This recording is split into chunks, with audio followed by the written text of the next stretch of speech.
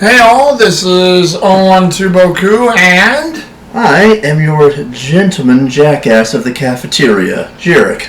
And we're coming at another episode of Jherick's channel, Who's Here for Jherick, as I call it. And we are doing, reason he said it that way is he's going to give you his take on Ratatouille. That's right, It's his take on Ratatouille. I figured we'd start from the beginning with Jherick, at least as my stuff was concerned, and we'll go from there. So take it away, Jherick. What did you think of Ratatouille? Well, first and foremost, light the autism signal, Commissioner Gordon, because we're about to get nerdy up in here. So, yeah, as you probably tell, I fucking love this movie. And it's kind of ironic because... You really did, too. Loved it, dudes. This actually might be one of my favorite Pixar movies of all time.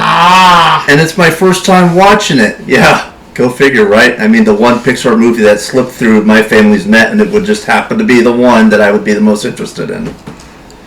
Pretty much has something to do with how you like food, but other than that... Yeah, you know, might have a little... Maybe my family realized this was going to be a small issue. Just a little one. But, yeah, it's actually pretty... Let me see. Oh, there it is. But I love this one because Pixar was absolutely cooking, pun very much intended with this. Everything in this movie is an absolute feast for the eyes, the ears, the senses, everything. There was so much detail crammed into this. My autistic brain was just firing all the movie long. You can ask him. I was literally asking him to stop scenes all the time. It's like... Well, not that that's anything out of the ordinary, mind you, but yeah, for this one, definitely to get the feel of it, for sure. And I mean, it's every little thing about it. Like, I even love how we start off this movie strong, talking about the greatest culinary genius in all of Gay Paris, Chef Gordeau, and his 4-star restaurant after a not-so-nice review from legendary food critic Anton Ego. God damn, I love that name. Yep. And man, somebody passed me the garlic and the holy water, because this dude looks like he just got done getting his butt whooped by a Belmont and decided to move to France and be a food critic. You know, in the land of garlic and onions. But I mean, hey, go for it, Dracula. I'm sure nothing bad will happen.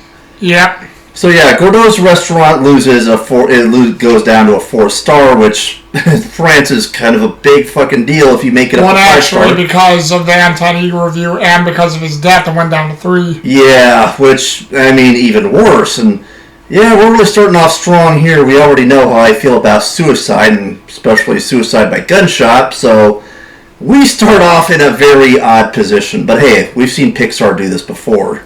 This is nothing new for Pixar.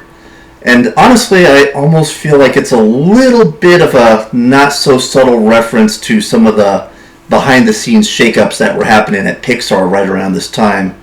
Because as I told Boku later at the end of the film, if this was one of the last movies before the big merger with the Disney Corporation, you can almost feel the urgency to get one last true masterpiece out before getting incorporated into the House of Mouse. Which actually kind of plays into the story of the movie rather nicely. So for those of you who don't know, we follow our main character, not the human chef you see on the cover, Linguini Alfredo. Getting hungry already. Yeah, Linguini Alfredo. This kid is named Linguini Alfredo, but our real star is this little guy, Remy the Rat. Remy the Rat, yep. Because as we're going to find out, Linguini, despite being named after 2 very delicious Italian delicacies, cannot cook for shit.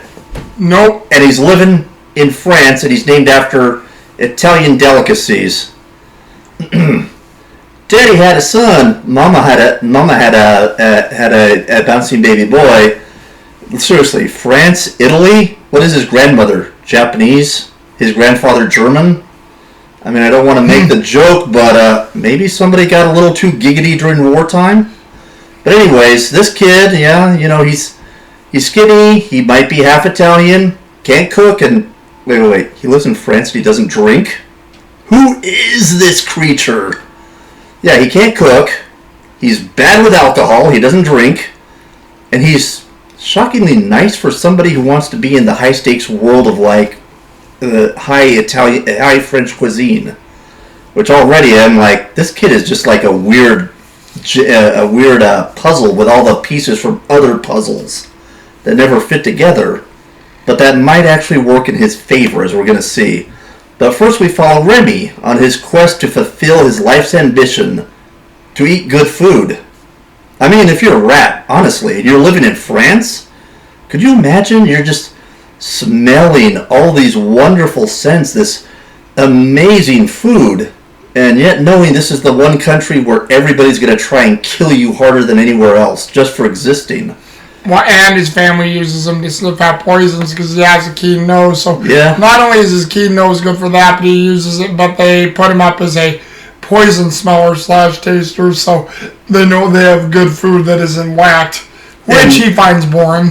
And honestly, yeah, they do this in real life. Animals can and will, if they know that one of their pack has something that can get them an advantage towards getting food, will actually do this. There's dogs in Russia that have learned how to take the subway. They'll go to the rich parts of town, they'll find the youngest, cutest puppy they have, and have him beg for food for the whole group because they know the humans will give more to a young, cute puppy. Animals are a little bit more clever about these things than you might realize. You can actually befriend ravens and get them to do like small tasks, and they will bring you little gifts. Ravens are shockingly friendly with humans, and they've got good memories too. But Remy is a rat, and this is one of the biggest things I love about Remy and the pairing of him and Linguini Alfredo is both of them are heavily fucking autistic as hell, but in different spectrums. See, Remy is a brilliant chef in the making.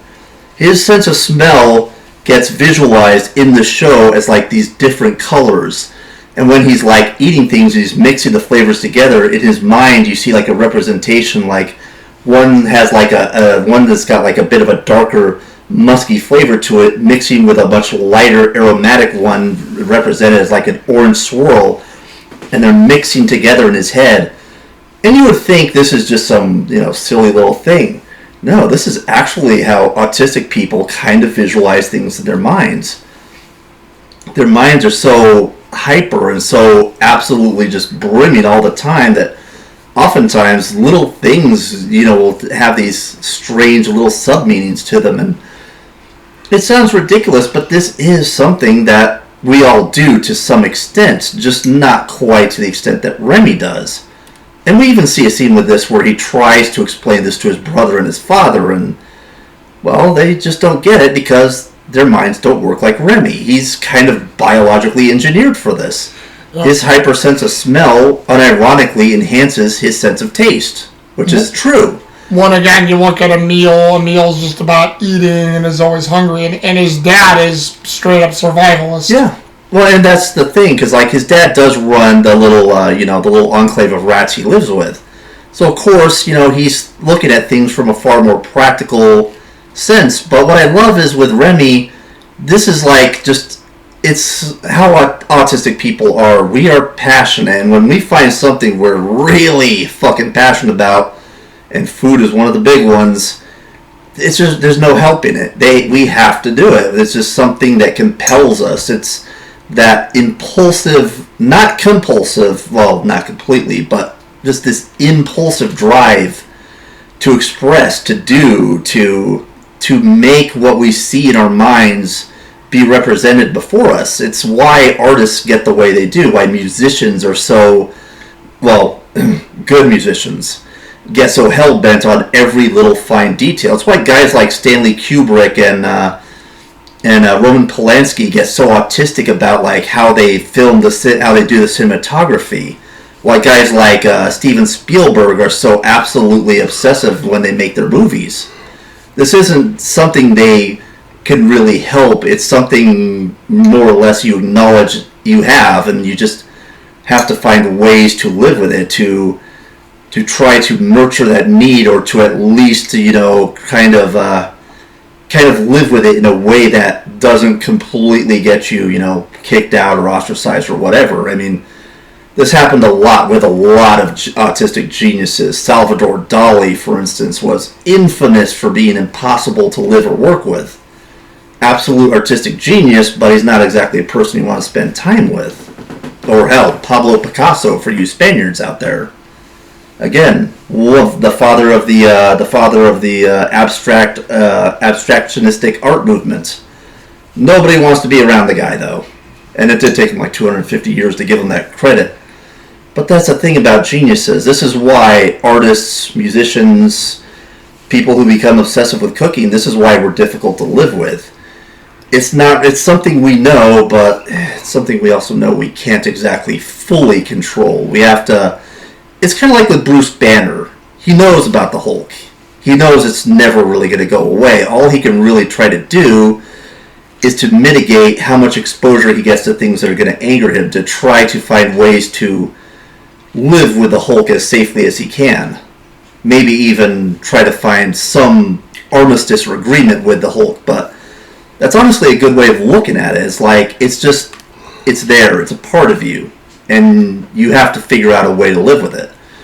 And Remy knows this just doesn't work out. He's a rat. Rats are not meant to be these grand cooks, but as you see him invading this little woman's house, of course, a program about the late, great Gordeau comes on, and Remy just gets lost in the moment. He's mimicking the movements, he's watching how he does everything, and this is kind of something we all do. Hell, I do this all the time. It's like, don't worry, brother, I know what I'm looking for. The lady's going to be, just glued to the television. She's not going to notice. I'll be in and out in no time, no problem. But then the Gordeau program comes on, and he sees him cooking, and he just gets lost in it. He has to watch. He has to learn. He's sniffing the ingredients. He's feeling sensing all the flavors blending in his mind, just the possibilities firing off in his skull of like, what would happen if I mixed this, or how wonderful would this enhance the recipe if I added this seasoning. This is just something we do, and it's kind of just a thing for us. It's really one of those weird things you have to get used to when you live with autists. It's like, they're not going to be able to shut this off. You have to kind of understand this is something you have to kind of like figure out how to guide, or how should I put this? I forget the name of the movie, but there's a really great movie about the lady who figured out how to get cattle to behave better at like the massive farms, like by building these tight little chutes that are, so there's only enough room for like the cows to go one at a time, because the tight confinement calms them down. It kind of goes back to like being in the womb, because that's the time when we're all, we feel the safest inside our mother's womb. And ironically, that tight confined space kind of invokes those subconscious memories of being in the womb in our minds. And doing this helped her confront her own autism. She realized that's why she likes to be in tight and closed spaces. It comforts her. It focuses her mind. It kind of tunnels her thinking process. This is kind of something they don't really explain to you about this sort of thing, but it works. You could like when I was younger, I used to get like a belt or like a really tight piece of cloth, get it wet, and then just wrap it as tightly around my head as I could until it relieved the pressure. And that would kind of like alleviate some of the tension and some of the noise inside the head, as it were. But Remy, well, I mean, he's smart enough to recognize that he has this problem, but he hasn't exactly, started taking the steps to control it. And of course, he gets so distracted that something happens. The old lady wakes up and, a rat! And God bless this woman. I don't know who she was married to, but man, he must have been one hell of a French freedom fighter, because she's got an old-fashioned pump-action shotgun. She's got a gas mask from World War I. She is absolutely going full Viva la Resistance on Remy. And granted, he does manage to survive and get out, but it kind of says a lot. And of course, he's trying to run away, and then he realizes, oh, wait a minute, I forget what it was, but it's like, yeah, the old lady's going to start chasing us now. And it's like, no, brother, don't. That'll lead him back to, and of course, it causes his brother, not listening to Remy during the running, leads her back to their little hovel. So they all have to escape, and right on cue. Well, because I think it went into thing because I didn't touch to make sure it went and go. So continue. And it's not quite as bad as like the escapes the moment where they all had to like escape the burrow and the secret of Nim. But you can see that there was some clear inspiration with that in this scene. Remy, of course, is trying to do what he can to catch up, but he gets separated from the family, and because it's the old French waterways, he basically gets washed out to fucking Gay Paris proper. And this is where the story picks up with our boy Linguini Alfredo. That name. God bless his mother, that name. Anyways, he's, out of work, down in his luck, and all he's got is a letter from his mother asking the new owner of Gordeau's if, Skinner, rich ass Skinner, the one who owns it. Ooh, oh my god, I forgot his name was Skinner. It was Fairies! Sorry. Again, people, I warned you, we're going to get very autistic on this one. But yeah, this is one of the scenes I love the most, because when you look at like the people working in the kitchen of the Gordeau restaurants, you can see this was a love letter to the food channel. Angry German guy who may or may not have killed a man with his bare thumb? No, good sir, that's Gordon Ramsay, you idiot sandwich. The angry woman who's trying to prove herself in an industry full of men? No, that can't be. Her name's not Colette. That's got to be Rachel Ray. And I'm fairly certain one of those guys was Emerald Lagasse. And then you've got Skinner and... Skinner, who I swear to God looks like he's a weird cross between... Okay, stay with me here. Want to come up, Hawk? A weird cross between Wolverine and Sammy Davis Jr. Yeah, try to imagine Sammy Davis Jr., but he's smaller, even smaller than Wolverine, and almost as pissed off as him. And if that idea sounds fucking insane to you, it is. Yeah, this is Gordeau's former second in command. And we see little references to their working relationship. In particular, there's a scene where you see a photograph of them where you see Gordeau and you see him, and in the photo he looks like just this sweet, happy cherub of a man. And then you see how he acts and behaves around his co-workers. And it is anything but. And this is kind of what really draws the nice line between the biggest theme in this movie, which I'm going to say is like the proper way to build a lifelong legacy. And then there's trying to build an empire, specifically trying to astroturf yourself an empire. Or as the culinary fiends would say it, going full Caesar salad. E2 Skinner. But yeah, this is the huge difference, because Gordeau, despite looking like he's would fit in very well on U.S. Samoa, due to his massive size and jovial nature. Seriously, this guy looks like back when he was still alive. The guy who used to be the 900-pound Samoan singer. Yeah, he's about that big, and he is just a bundle of love, sweetness, and amazing French culinary cuisine. Skinner, on the other hand, is a complete and utter shitter who doesn't give two craps because he's just using the Gordeau name to build his empire of frozen food. Yep. Each one more crass and commercial than the last. Who doesn't want to have a bunch of frozen burritos? Oh, come on. It worked for Chef Boyardee. It's like, hey, fuck you. You put respect on the name. He's a war hero. Well, which is how Anton Ego wrote his final review about Gusteau, but oh well. Yeah, but the funny thing is, and, again, we'll be getting back to Mr. Anton Ego eventually. But for now, we have to focus on berries! Skinner. Sorry, Skinner. And I know you're going to say, Mr. Jackass, aren't you leaning a little hard on the Sammy Davis Jr. vibe here? No. If you know the truth of Sammy Davis Jr. when he was alive, this is going to make a lot more sense. Especially considering, they always had him partnered up with Jerry Lee Lewis, who loved France, and Sammy Davis did not. So again, you can tell that the people making this movie had a fine eye for detail and dark humor. And we see him talking with his lawyer. It's like he's coming up with his new idea. Gordeau's frozen chimichangas. Really? Chimichangas by a French restaurateur? This is how you can tell this man has no soul and no taste. Well, all about the corporatism. Again. But I mean, hey, now I know someone's going to say, Mr. Jackass, are you really going to go there this early in the review? Time to play the game. Time to play the game. Yeah, you know what I mean by that. Yeah, that's essentially who this asshole is.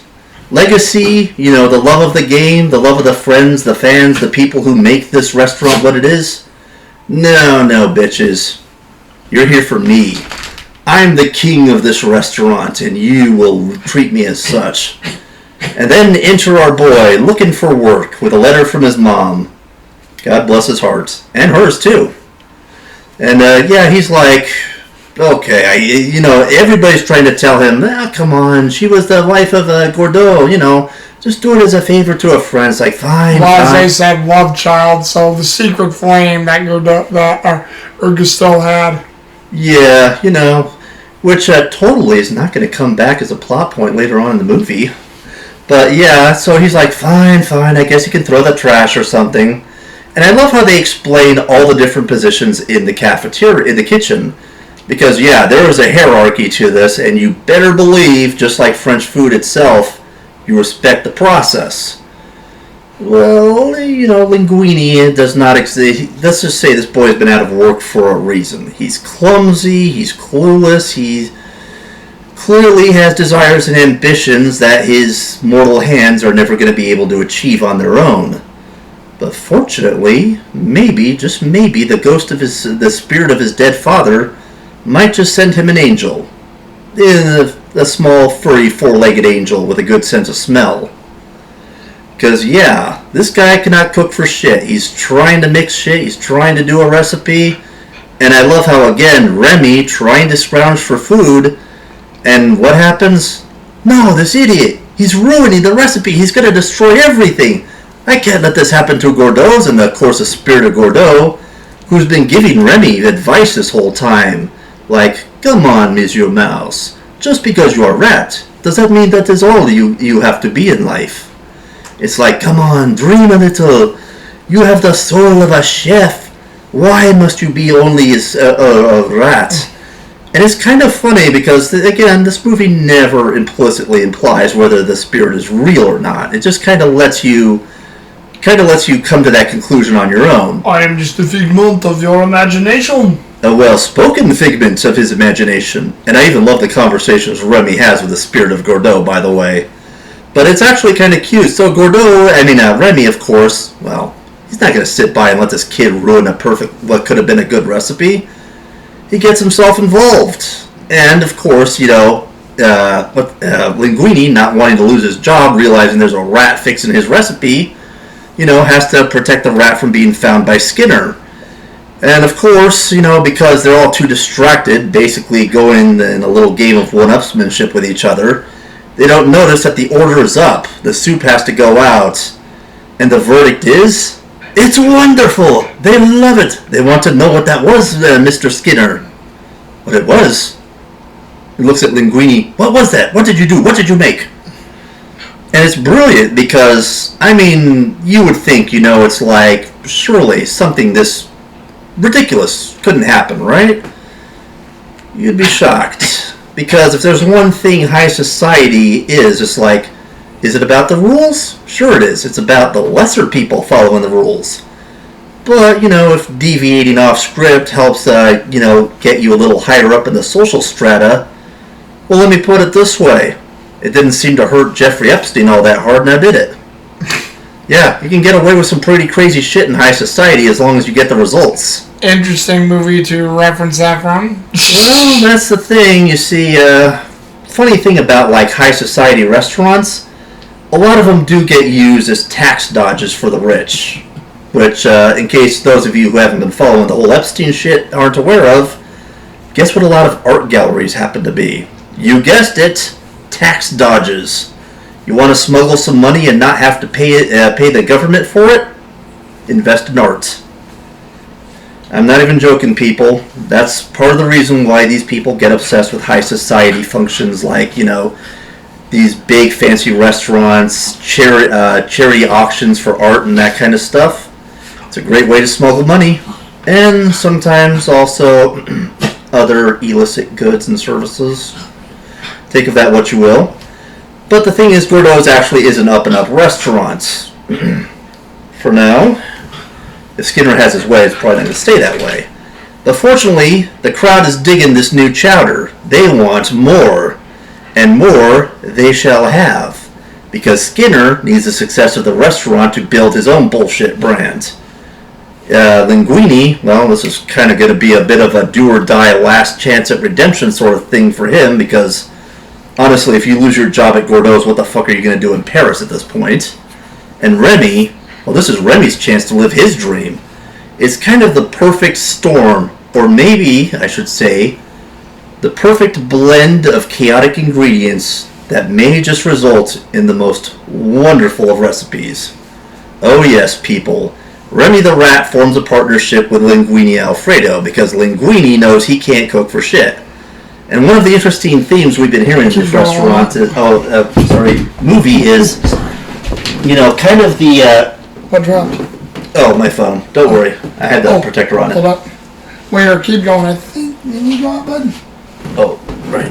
Is kind of the battle of wills between Gordeau's idea of anybody can cook, and Anton Ego and Skinner being like, yes, anybody can cook, but should they cook? Should they be allowed? And what's interesting is, like with a lot of other things we have reviewed, the movie does not implicitly say that any one side is right or wrong. In fact, the movie makes some pretty great cases on both sides. Linguini Alfredo has absolutely zero capacity to cook. But as we're going to find out towards the climax of this movie, that isn't really what he brings to the table at Gordeau's. That isn't his true value or worth, because as the spirit of Gordeau himself says, "But is that all you can be, Mr. Remy? Is all you're meant to be just a rat?" Well, Mr. Linguini, you have a passion and a desire to be a chef. Maybe you can't cook. But there are other positions in the restaurant that are every bit as vital. Because what is a restaurant? Well, like acting, it's an ensemble team effort. Everybody has a part to play. And yes, the cooks do take, center stage. But what good is a cook if you don't have somebody who can manage to procure the ingredients, balance the sheets, make sure that all the equipment is being properly cleaned and maintained. Everything, to some degree, is a team effort. Whether or not you see the people who actually help out in the effort, well, that's irrelevant, because it all coalesces to create every little thing. It's all interconnected. Kind of like how life is, if you really think about it sometimes. And the funny thing is, yeah, this kid is an absolute fucking klutz. I dare say he's got a level of clumsy elegance second only to our boy Matt Smith, aka the Doctor. And it's kind of funny because it actually kind of helps him to keep this secret for the longest time. This kid is an absolute klutz, but he is an absolute god-tiered motherfucker at improvisation. This kid knows how to roll with whatever chaos life throws him. You throw him down, he bounces back up, and hell, maybe he'll even do a 3-point pirouette and a nice triple axel assault right after and stick the landing. Because yes, he is clumsy, and he knows he's clumsy, but he knows how to make it work for himself. And God bless him, you give him the right people supporting him, he can manage that kitchen like nobody's business, and we're going to see that towards the end of this film. Now, of course, Skinner's putting him in a tight bind. Now that the people love your chowder, well, now you're going to have to, you say you are a cook? Well, now let you prove it. Which honestly kind of feels like he's channeling a little bit of my boy, Andrew Jackson, in his, the court has made their decision. Now let's see them enforce it. Not actually the real quote, but, it's kind of what the history books have written down. And yeah, he realizes he's in a pinch now. He can't cook, and now he needs to cook. But fortunately, he's got a nice little furry friend. This angel may have no wings, but he's got a damn good nose on him. And unlike a linguine, he's the missing part of this recipe. Linguine may be clumsy, but he does. You can see in certain parts of the movie, this guy has some impressive hand-eye coordination and some absolutely chaotic but crazy motor skills. Basically, he's going to be the body. Remy is going to be the brains. And Remy, being the intelligent little rat he is, figures out a way to hide himself so that he can basically pilot Linguini Alfredo like a man robot. Because, yeah, this kid's got some problems. You tug on his hair. Oh, look at that. That's odd. I didn't know that about myself. Tug another piece of hair. Yeah, this kid could basically be remote control piloted by a mouse on his head while he's hiding underneath his chef's hat. And this is honestly just one of the things I love about this movie. It's almost like an it's almost like the Pink Panther. It is a chaotic, crazy, just balls to the walls exercise in just the finest Inspector Clouseau moments of all time. And again, this being a bit of a love letter to France, old movies, and fine cooking, well, why wouldn't you include a reference to Inspector Clouseau? Yep. I mean, honestly, you would have to be a few. A few? A few? A few? A few! People, I'm going to be doing this all review. Don't mind me. And hey, if you really want to get absolutely autistic about it, he's not even the only Frenchman who has a nasty case of being clumsily elegant and brilliant all at once. Because, I mean, hey, I think we're all good fans of our good boy, Lupin III. Yep. But yeah, people, and again, with him being so skinny, lanky, and just kind of having these wild, exaggerated movements, yeah, put him in a pink suit with some green pants and give him a Luger. He could be Lupin III. Just with red hair. I know. Well, I mean, there were a few movies where he actually did kind of have red hair. Ooh. Yeah, Lupin III became a soulless ginger for a few movies. I know somebody out there is gonna really get me for that one. But yeah, it's kind of weird. You see all these little references. Meanwhile, we got the specter of Dracula himself. Yes, the Dracula flow of a food critique, Anton Ego, looming in the distance as the final boss fight. And he's practically salivating over it. You can see him just watching the telly, having these thoughts pop in his mind. I thought Gordoz was dead. I guess it's time to finish the job. I put it, yes, in my review, he's right next to the famous chefs of the chef named Boyardee. And it's great because when you get the first good look at this man's house, you notice the room where he's typing up his reviews, the carpet pattern is a coffin. Well, the whole room is like that with the coffin pattern. It's got the red drapes with like purple velvet accents. And then you look at his typewriter. Now, let me just get a picture of this, because on the back of his typewriter, it looks like it has a skeletal face with like two eyes and like some of the teeth. And it's basically kind of this brand of a typewriter, which for those of you who don't know, this is a Carlisle typewriter. Thank you, Fallout London, by the way. And it's kind of funny because like when we first see Anton Ego typing on his little Carlisle, it's got like a skeleton face, like it knows this man is bringing death to whatever review he brings. And honestly, the Dracula comparisons are a little spot on, because this is a man you can tell there is no flavor in his life. There is no spice. This man is dead on the inside, and God help him, if he doesn't eat something good, he's going to be dead on the outside. He is hungry for something to fill that cold, dead void where once a human heart once beated. I mean, maybe we might be able to help him with that, or maybe Linguini might. So, all throughout the movie, we're,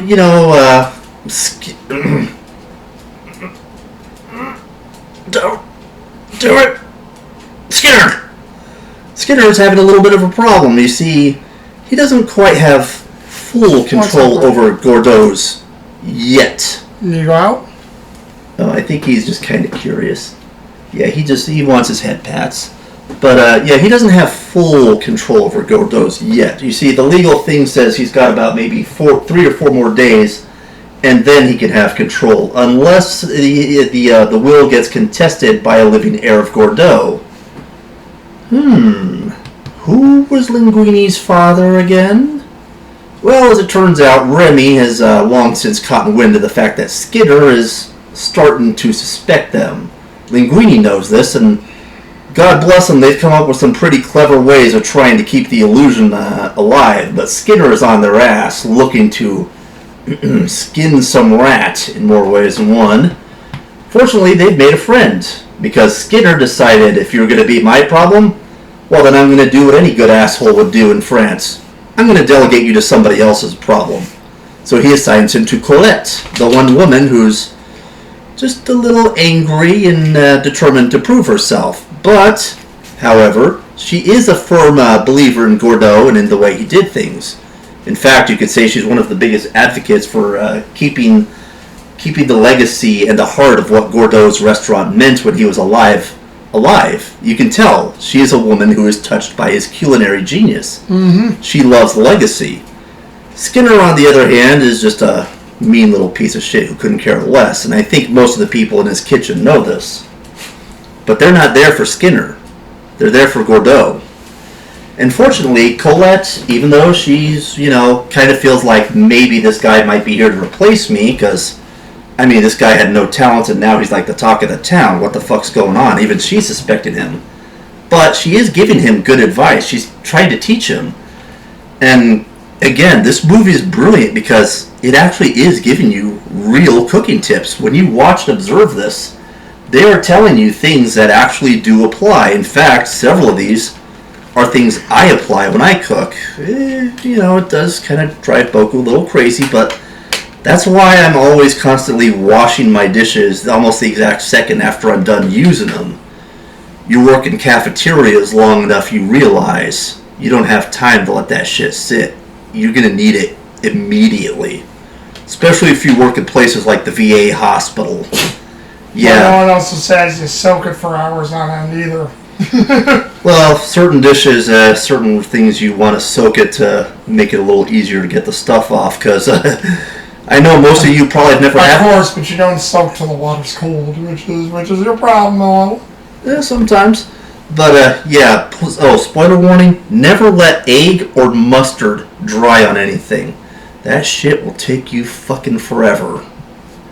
Yeah, prioritize that shit first before anything else. Mustard, ketchup, egg, nasty pieces of shit once they dry. Anyways, but yeah, you can see she's trying to give him good advice. Now, here's part of my analysis on why Linguini is an absolute fucking all-thumbs man when it comes to cooking. And strangely enough, I think this is part of why I have trouble too. See, the problem is, I think the rest of his body is not in sync with his head. If you've ever watched like a Little League game, you'll notice there are some kids who just, they get it right away. You don't have to explain shit to them. Fly ball, boom, got it. Get that shit out the park on the first swing, crackerjack, motherfucker, it's out of there. So why are all these other kids having such a hard time? Well, probably because their brain moves at a completely different speed than what their body can register. It's kind of a weird thing, but this is also something that ties into autism. People who have autism have a really nasty hard problem getting their body to move at the same speed as their head. This is part of the reason why they have trouble learning too, because something has to really hook into their minds and really capture their attention before it sinks in. Great example of this, and I know this is going to sound batshit insane, but stick with me here, is Chino the Ice Fairy from Toho Project. Anybody who's familiar with this girl's been in elementary school for 60 years, and she's never answered a question correctly in 60 fucking years. Yeah, there's a reason she gets headbutted with an atomic headbutt from her teacher. But the thing is, she's not stupid. She's actually brilliant. In fact, there are moments when you see that Cherno actually winds up becoming the smartest motherfucker in the whole cast, but only when it's related to subjects that catch her interest, specifically freezing stuff. In fact, you can see this with Utsusho Ryuji, aka Oku. Yeah, the nuclear hell raven I mentioned all the way back in the Chernobyl review. She's an absolute dumbass when it comes to anything, except nuclear physics. Nuclear physics, she's got this. Anything else? Empty. And that's kind of Linguini's problem. His desire, his ambition to cook is just causing his brain to move at speeds that no human body is ever going to be able to keep up with. It's why he's so uncoordinated. It's why his movements are so chaotic. He's seeing everything. He's wanting to try everything. It's like taking a kid to a candy store. You're not going to be able to control them. They're going to become too mentally unfocused. They're going to see everything. They're going to want everything. And that's kind of his problem. Remy is focused. His mind is linear. He knows what he wants. He's hyper-focused on it. But that's also why he gets so distracted and why he doesn't notice things in the world around him. Once his mind latches onto something, that's all there is. He can't see anything else. But that's why these two make such a perfect group. Remy's got the intelligence and the focus. Linguini Alfredo, well, he's got the speed, he's got the coordination, and he's also got a willingness to improvise. He's got a willingness to trust people, to try to ask people who he knows these things better than him for help. And this is one of the biggest differences between him and Skinner.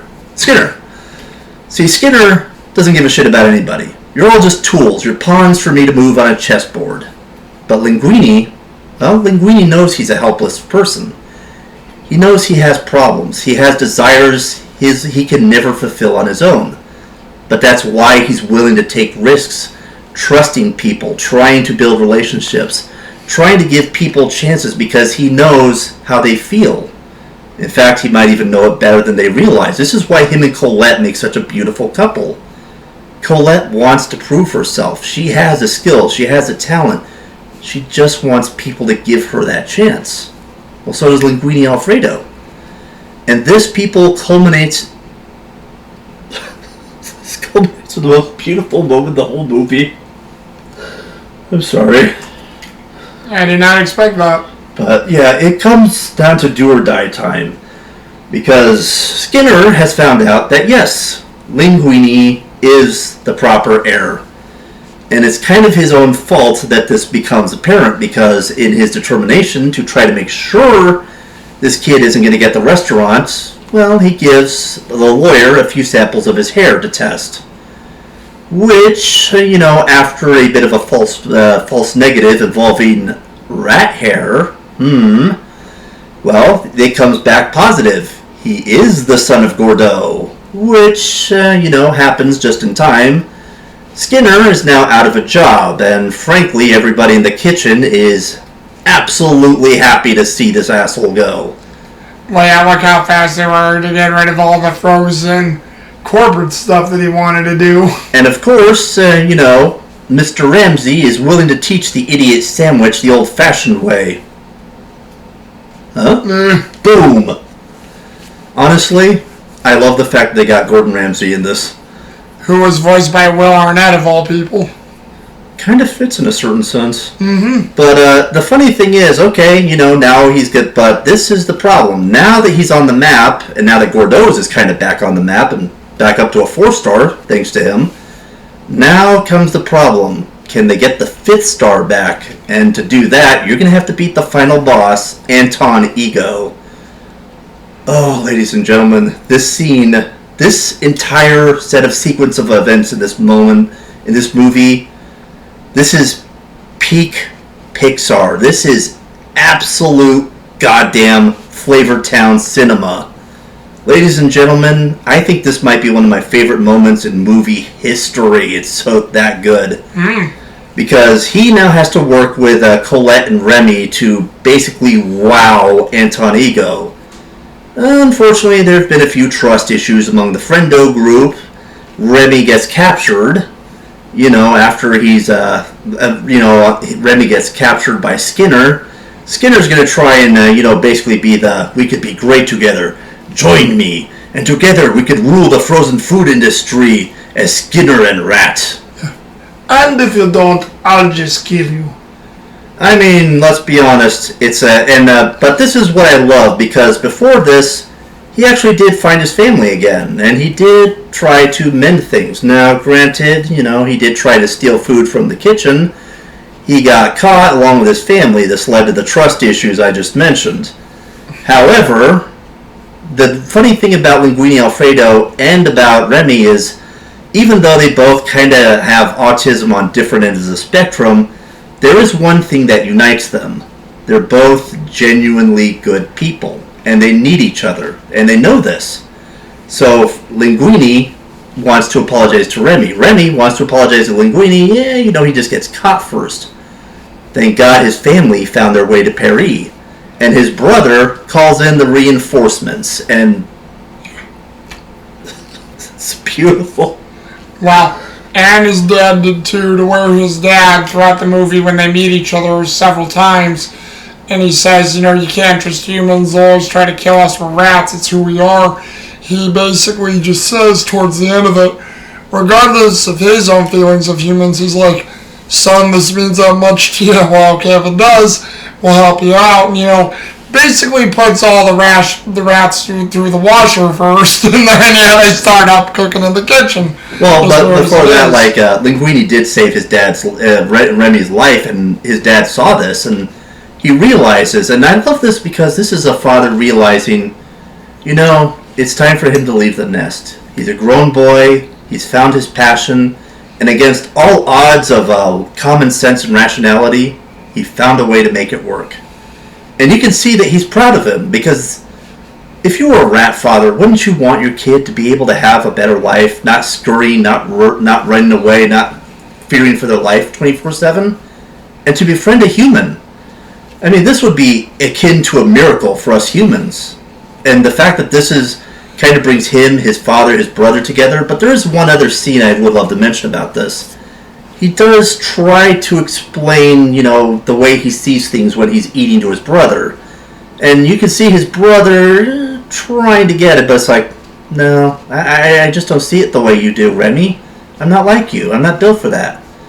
And it's kind of an interesting scene, because I would like to think deep down that Remy was smart enough to already know this. But, you want to believe that maybe one day somebody could understand it. That, you could find somebody who understands you, who gets it. I think this is part of the reason why, even though we do kind of have our gripes with the LGBTQ community, but that's also kind of something both of our sides agree with. We want people to understand us, to accept us. We want to be understood. Some of us are just a little bit more belligerent about it than others. And again, you can't change the world, but you can change how you react to it. And this is part of what goes into the true lesson of this movie. And I think this is why, in the end, Linguini Alfredo and Remy and Colette succeed. Because, yes, the rest of the kitchen staff, when they see that they're bringing in rats, that it was a rat the whole time who was doing this, well, I can't exactly say I blame them. They are lifelong dedicated chefs, and this is Paris. But as I mentioned, the one thing they're overlooking that, strangely enough, Linguini Alfredo is not, even if he's not exactly understanding what he's doing, is that high society kind of doesn't really give a shit. If the food is that good, if the outcome is that amazing, well, you know what the doctor says about rules. Never tell me about the rules. And again, this is just a thing with high society. Yeah, the rules are a thing, unless the results are that damn good. And people, this is the do or die time. Remy, along with Linguini Alfredo, is rallying their rat army troops. Now, unfortunately, Skinner, realizing he just lost his only chance to salvage his little empire scheme, plays the only hand he has left. Call the health inspector. A good ploy. Problem is, these rats are really damn smart, and one health inspector in France is not going to stand up to this rat army. Oh, no, people. They capture his ass with ease and they toss him inside the meat locker. Which, by the way, I love that they actually paid attention to how the dynamics of the door on the meat locker work. Now, they need to realize that you don't store meat in the same area as vegetables and greens. But issues with possible cross-contamination aside, it was nice to see that they got a lot of the mechanical components about how the cafeterias work properly. Yes, people, I was paying attention to this shit. I know. Leave your work at work, Mr. Jackass. I get it.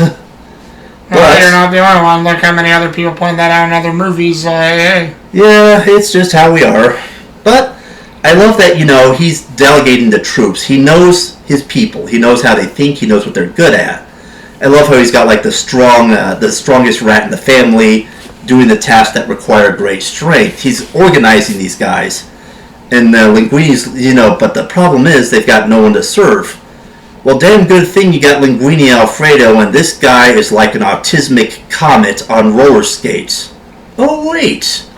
Why would he do that? Oh, look at that. The kid's got motor skills. Kind of funny to see him going full Five and Diner waitress in Gay Paris, but I approve. I mean, hey, not like I was a big fan of Five and Diner back in the day.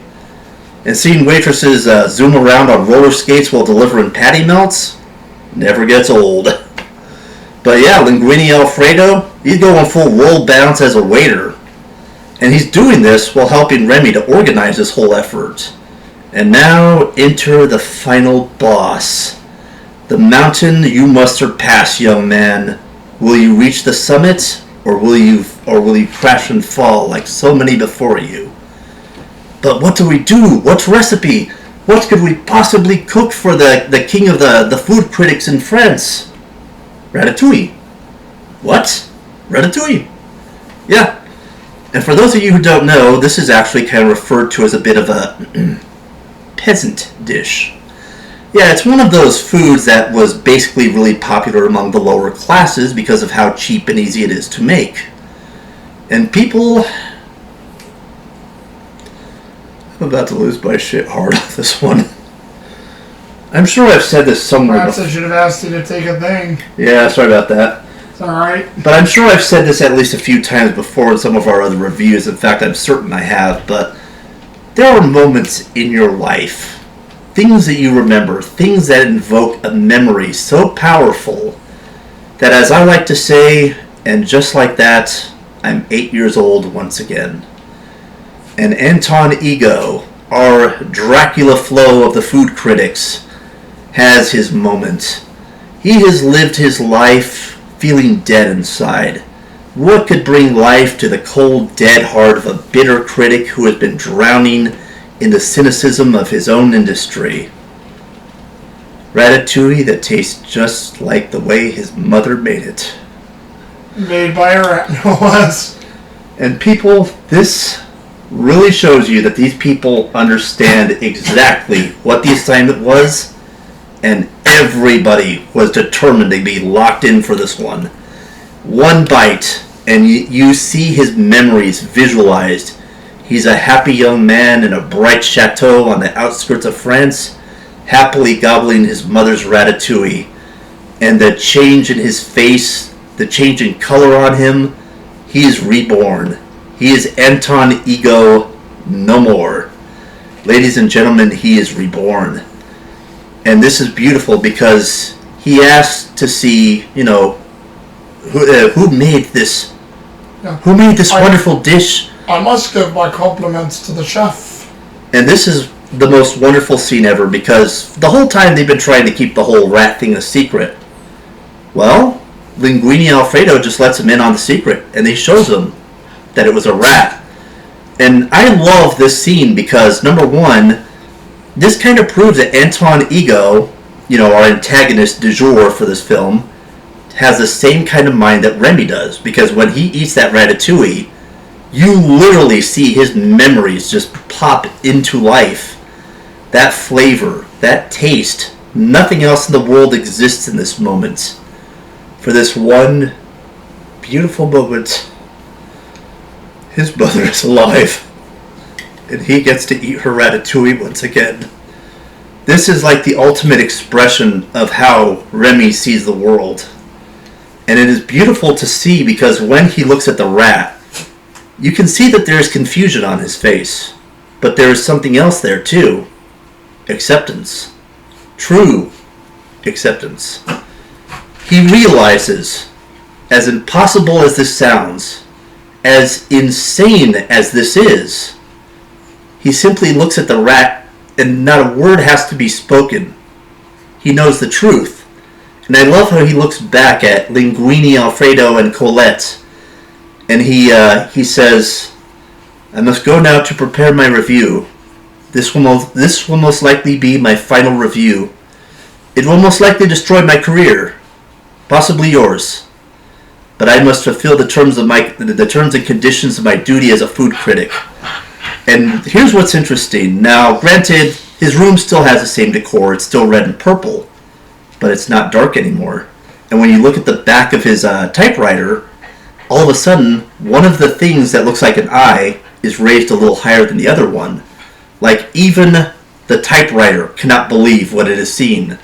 Because this moment, and friends, I ask of you, as a lover of food and fine cuisine myself, go on YouTube, look up the review that Anton Ego writes because it is unequivocally one of the most beautiful things I have ever heard.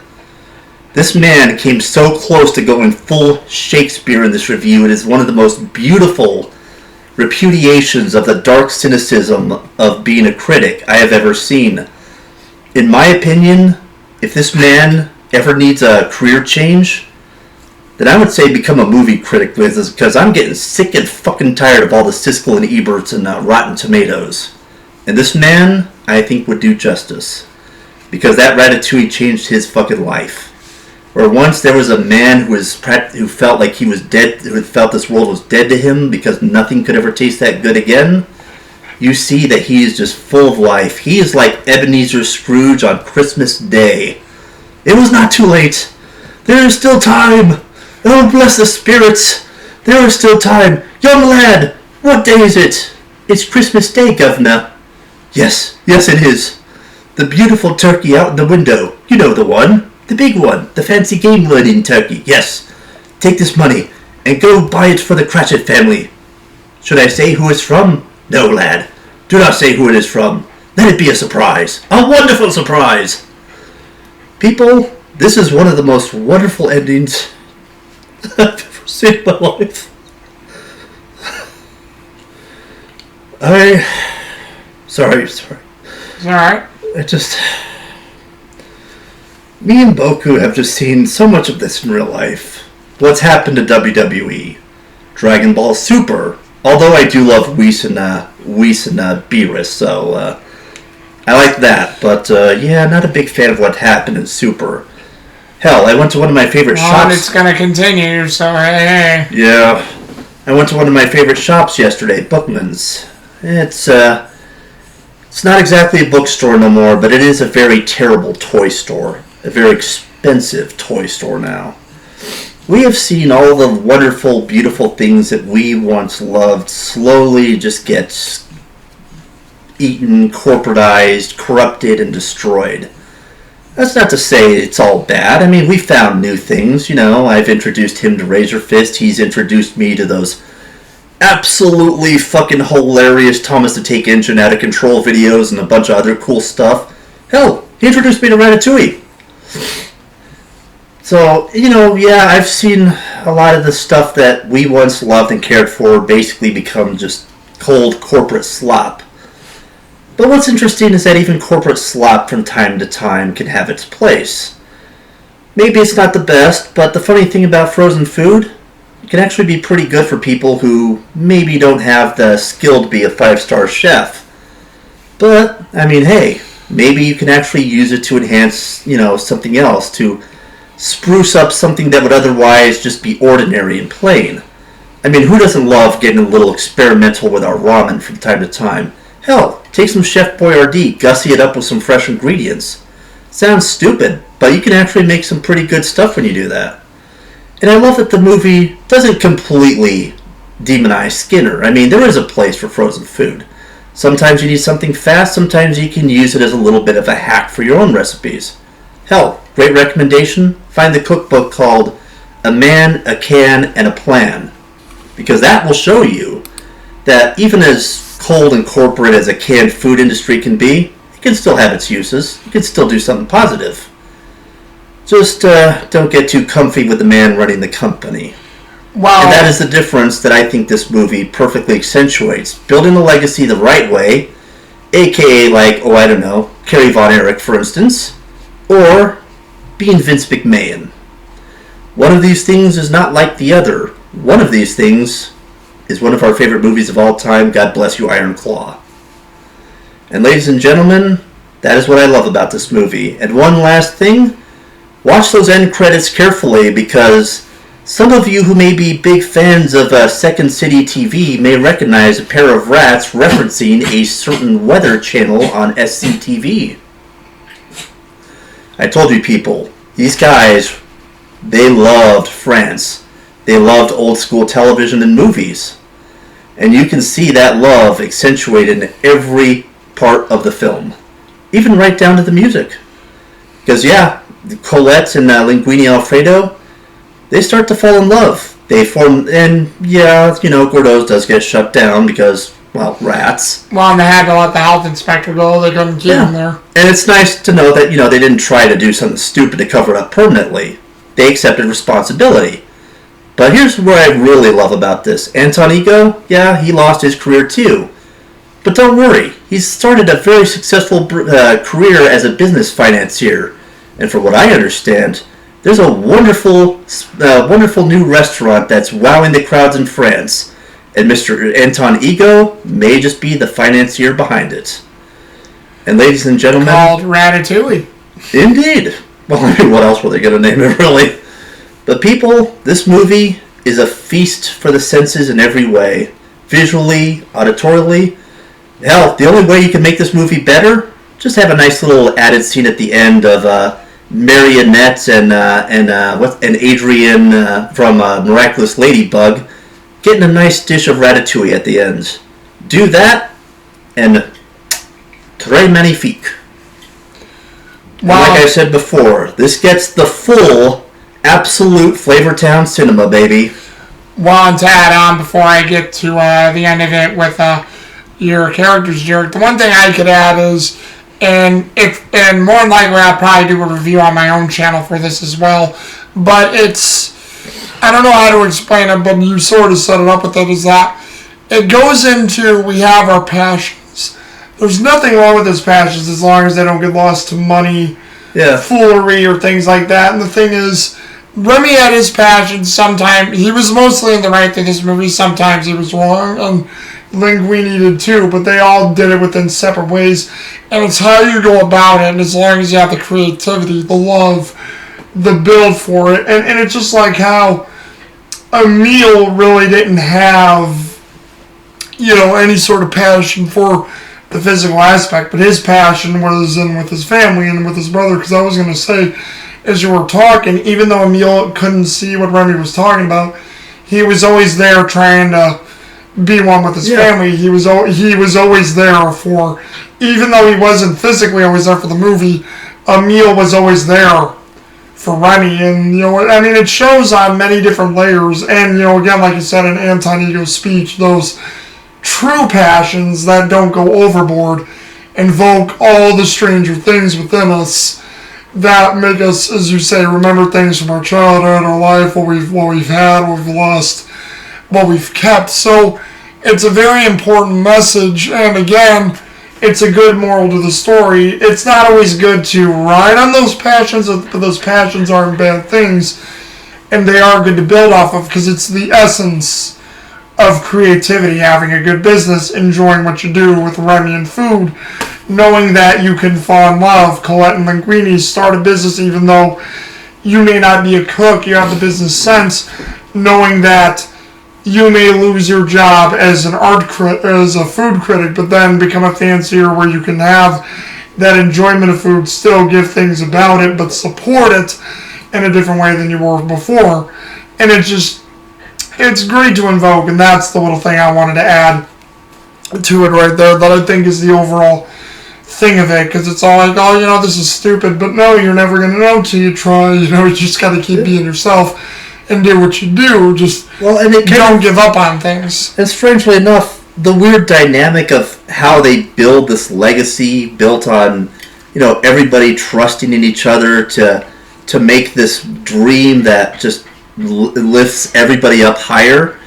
It really reminds me of Captain Kirk and his crew from the USS Enterprise, because we've all seen how amazing the dynamic between them all are.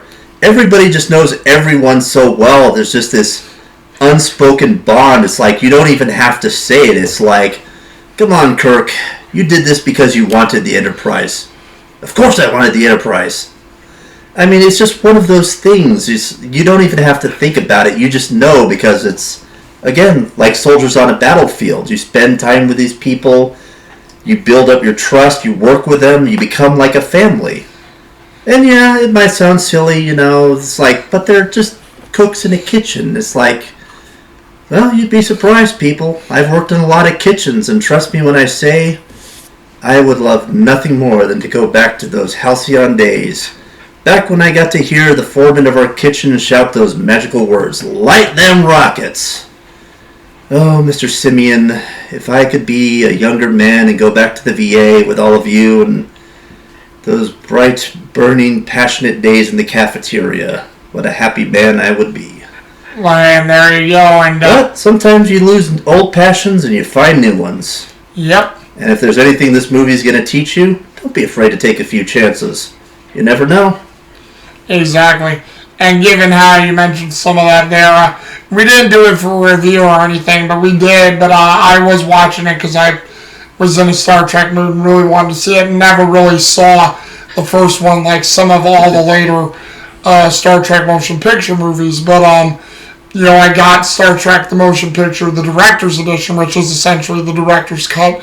And honestly, I know even people still give shit to the director's cut, saying how the first movie doesn't add anything like all the other ones do going forward, but it actually was not that bad of a movie. Just on a side note to say, I really enjoyed Star Trek the motion picture, the director's cut. I really liked it. It was really good, but all over there. He did too, because he sat down and watched it with me, and we both said, why do people hate this? Maybe the theatrical edition is bad, but the director's cut, it doesn't have the theatrical edition on there, but the director's cut is like, wow, that was damn good. Oh, yeah. But either way, I digress. Side note, and I know this is getting a little long in the tooth for review, but we will head quickly before we end it to characters, Jherick, which I have written down. So who are yours? I can't believe I'm going to be doing this, but I have my favorite my first two favorites, strangely enough, in position number 1, Anton Ego. Well, greatly voiced by Peter O'Toole, and who's tied with... And it's kind of weird, because he spends most of the movie in this cold, almost dead, like Dracula deadpan voice, but once he rediscovers his passion thanks to the power of good Ratatouille, oh my god, it's a wonderful change, and it almost brings back memories of Vic Mignogna. Number 2 would be... Ferris Skinner. Oh, Ian Holm, too. And may we say, for both Peter O'Toole and Ian Holm, rest in peace, both of you. You are two British actors who are sorely missed. And man, did he turn in a performance in this one, because that guy really did invoke me. No, he stole my documents. I need the documents. Get that. Oh my god. People, when I say this movie was just a cunt's hair away from being a Pink Panther movie, I mean it. And as for number 3, let me think. It's got to be Remy. Remy was... Well, and believe it or not... Actually, maybe a tie for Remy and the Spirit of Gordeau. Well, I'll say both of them then. Remy was voiced by Patton Oswalt, main character of the show, and then Gusteau, Brad Garrett, who is no stranger to the Pixar films. He's been in a lot of them. And he turned in a banger of a performance as Gordeau. Well, how that scene where he's playing all the different versions of him on the frozen food, like, you gotta have these right here. Oh, but you know, it's like that's what they spent it. Oh, people, he was rough. I got a corn. I mean, I gotta say, man, he was like this close to going full Robin Williams for a minute there. Remy, I cannot help you with this. I am a figment of your imagination. I did not know he had a son and he was related to me. Oh, people, this movie. I mean, if you haven't seen Ratatouille yet, get the family around, cook up a good meal, and have a good time. Again, and it was sort of on the specs of IMDb where I got the cast list for it. On DVD and Blu-ray now as well. So again, which I have the DVD. This was laying around home. I think my folks bought this. And strangely I just saw it and I took it. I have to give a little bit of God, what's the phrase for it? An honorable mention to Janine Garofalo as Colette. Oh, well, there you go. Yep, Janine Garofalo was Colette. Well, and we sort of mentioned this, and we're not going to make a thing out of it. Patton Oswalt and Janine Garofalo, really hugely liberal, yes, we know, but can give great performances regardless. And if you want to know how much I was impressed with her in this movie, I can't stand Janine Garofalo professionally or privately, but credit where credit was due, she was amazing in this. And in fact, everybody was amazing in this. She was, yeah. One again to just, if we want to give a bit, if you liked that, I'll give a bit nod to everybody. And I'll say the list here really quick, folks. I know, again, long in the tooth, but bear with us. Patton Oswalt, Remy, Ian Holmes Skinner, Lou Romano, Linguini, Brian Dennehy, Django, Peter Son Emile, Peter O'Toole, Anton Ego, Brad Garrett Gusteau, Janine Garofalo. Oh, I forgot to write down her name is Colette. Whoops. Will Arnett is Horst. Julius Callahan is Lalo and Francois. James Remar as LaRousse. And John Ratzenberger is Mustafa. Mustafa. Say it again. Mustafa. Ooh, it tingles. But yeah, people, this was a bit of a surprise dark horse, and now it's one of my favorites. What do you think of Ratatouille? Yeah, let us know in the comments below for again, and I know, like we say, I know I'm hearing it's sort of like a double shared thing between us, but these are going to be strictly Jherick's things. So for Jherick's channel, leave the comments down below and we'll get the discussion going. If y'all want one last bit of advice, try getting the Coca-Cola cookbook.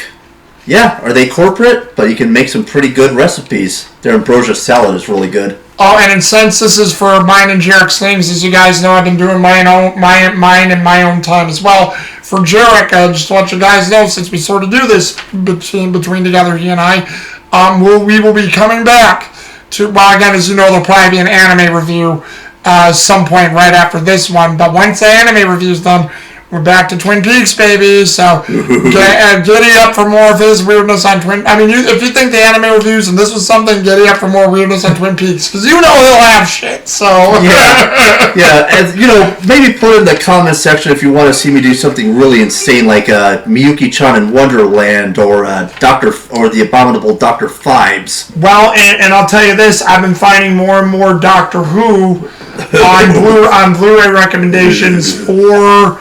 And I'm talking the originals for stuff. So if I get more of the original shows, and for your channel, if we go into Doctor Who, and if I get any of the originals, William Hartnell, because I've gotten stuff for, really quick, Sylvester McCoy. I finally got they had a complete series, well, for what they have, because I've heard out of all the Doctors, William Hartnell has a lot of his episodes have been lost because there was that fire or purge or whatever happened in the 60s, early 70s of BBC. So who knows what we could be missing of William Hartnell's, and I think some of Patrick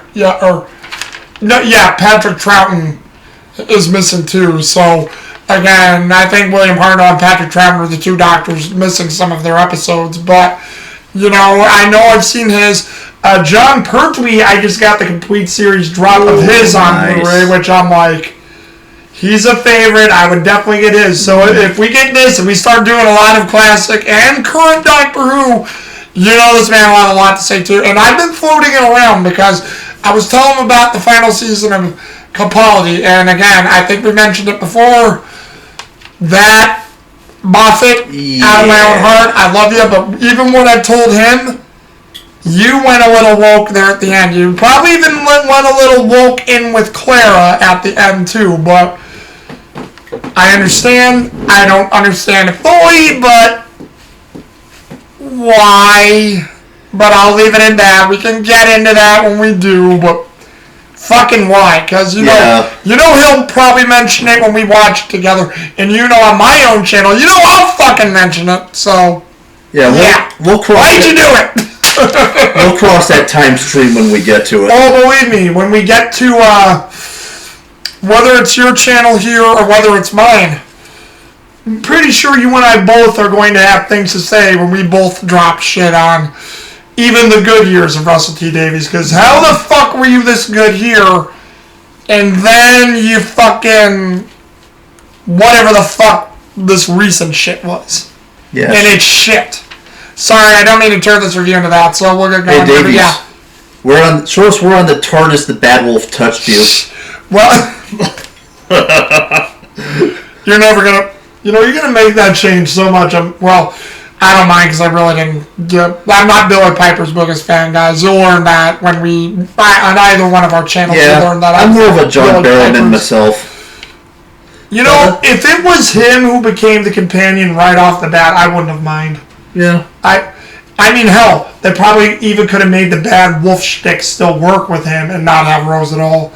Well, like I've said, when it comes to Rose, when I like Rose's mother more than I like Rose, that's a problem.